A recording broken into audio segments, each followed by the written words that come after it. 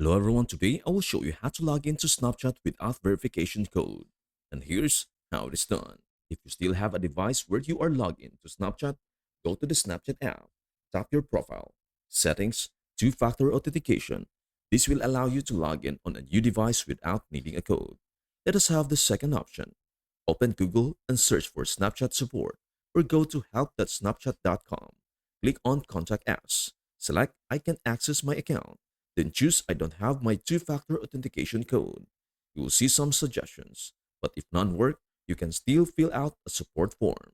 Enter your username, your email address, link to Snapchat, your previous phone number, write a message explaining the issue.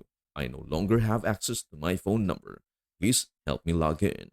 Submit the request and wait for Snapchat to respond via email. And that is everything you need to know about how to log into Snapchat without verification code. Before we end, may I humbly ask you a favor? Please do like, share, and subscribe to our channel. This means the world to us.